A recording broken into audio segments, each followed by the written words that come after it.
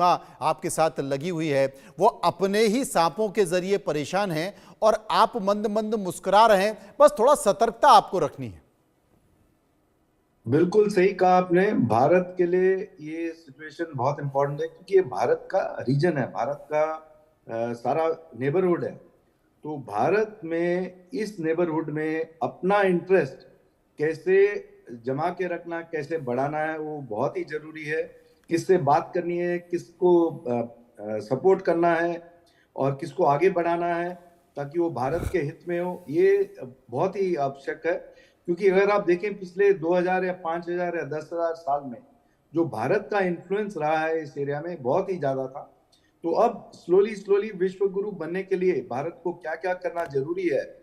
Smart diplomacy, पहले तो soft power diplomacy होती थी, अब इसको स्मार्ट पावर डिप्लोमेसी कहते हैं, जिसमें मिक्स है सॉफ्ट पावर और हार्ड पावर का।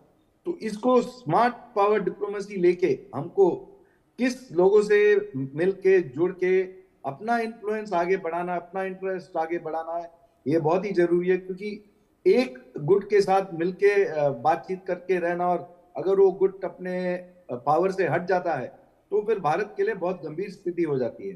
तो इसमें अपनी शक्ति तो बढ़ानी जरूरी है, अपना जो सारा सेफगार्ड करना बहुत जरूरी है बॉर्डर, बट बॉर्डर के बियॉन्ड भी क्या हो रहा है उस पर बहुत ही कड़ी नजर रखना जरूरी है।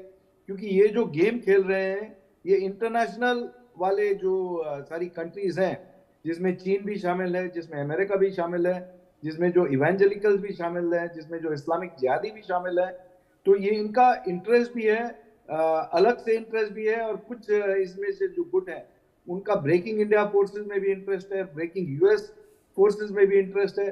तो इनको कैसे मिलके काउंटर करना है, ये भारत के लिए बहुत ही जरूरी है। तो उसमें फिर आपको क्वाड में सिक्योरिटी के एस्पेक्ट को ज्यादा इंपॉर्टेंस देना जरूरी है, अमेरिका के साथ मिलके सिक्योरिटी के एस्पेक्ट को फिर से फोकस में लाना ज्यादा जरूरी है।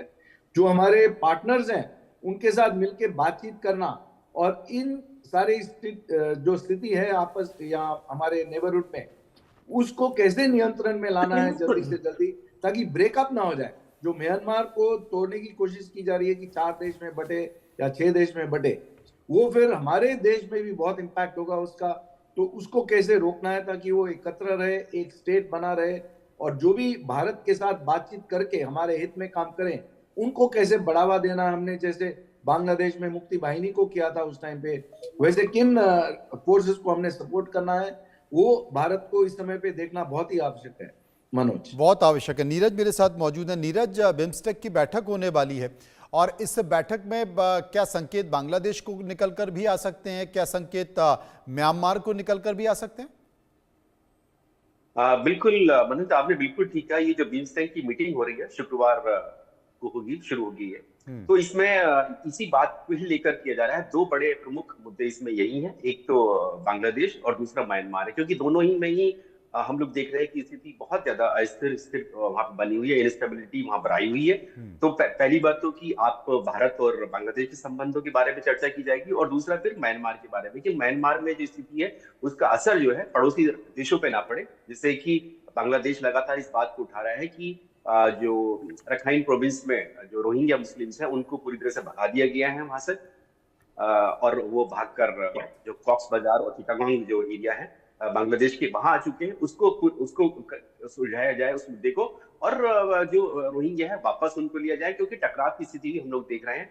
पाकिस्तानी आईएसआई का भी इन्फ्लुएंस वहां बढ़ रहा है। हमने देखा कि जो रोहिंग्या की जो मिलिटेंट ग्रुप है उनको ट्रेनिंग देने का काम कर रही, ताकि अराकान आर्मी के साथ या बांग्लादेश या म्यांमार की आर्मी के साथ उनका टसल हो और उनको रजिस्ट किया जाए। तो इन सब मुद्दों को लेकर भी ये बिम्स्टेक की मीटिंग हो रही है। शुक्रवार को है ये मीटिंग, बहुत अहम है और भारत ही नेतृत्व करता है। और ये भी दिखाता है कि जो रखाइन प्रोविंस का जो ये जो हिंसा हो रही है इसका असर हमारे ही देश पर ना पड़े, क्योंकि जो मिजोरम का जो स्टेट है वो बहुत लगा हुआ है म्यांमार से लगा हुआ है। जब भी यहाँ पर रखाइन प्रोविंस में कुछ इस तरह की स्थिति बनती है कि जुंटा यानी कि जो म्यांमार की जो आर्मी है, सरकार है, कोई एक्शन लेती है, तो ये जो अराकान आर्मी के जो कह सकते हैं कि जो मिलिटेंट्स हैं या जो भी विद्रोही ग्रुप हैं या वहाँ के जो स्थानीय लोग भी हैं, वो भागकर मिजोरम आ जाते हैं। पिछले 2-3 साल में हमने ये देखा है और हमने फिर वापस भी भेजा।